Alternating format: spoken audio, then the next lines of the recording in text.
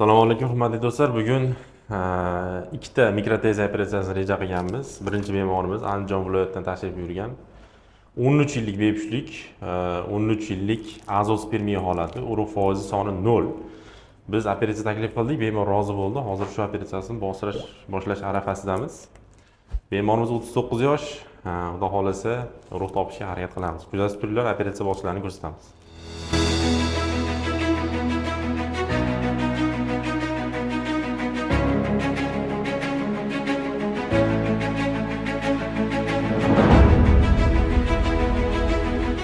Tak, do'stlar, bemorimiz 13 yil davomida qilmagan narsasi qolmagan.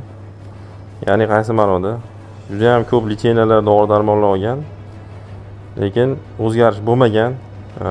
Shuning uchun biz ijtimoiy tarmoqdan ko'rib murojaat qilib keldi. Biz operatsiya taklif qildik. Xudo xolasa hozir operatsiyani o'tkazyapmiz. Moyagichdan material olib berdik, to'qima.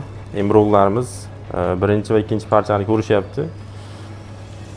Urug' chiqsa bizga ma'lumot berishadi.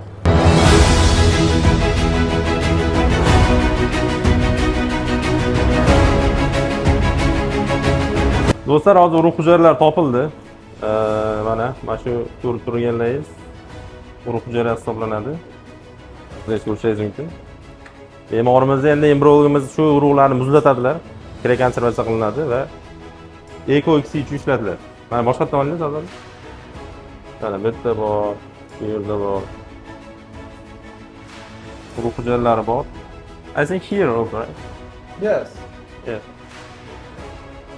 This one. Do'stlar, mana ko'rib turganingizdek, bemorimizda mikroteziya amaliyotini ija qilgandik, lekin teziya amaliyotining o'zida urug' topilyapti. Hozir 13 yillik bepushtlik, azospermiya holati. Aka, shu kungacha ko'p lecheniya oldik, to'g'rimi? Ha?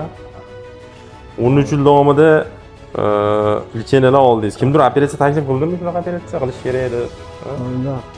O'zingiz xohlamadingiz-a? Yo'q. Qo'rqdingiz operatsiya. Operatsiya qo'rqinchli ekan. Sizdan urug' topildi aka, xudo xolasa. Endi siz ham shuncha vaqtdan keyin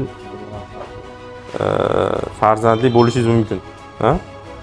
Kimda shunaqa muammolar bo'lsa, murojaat qilishingiz mumkin.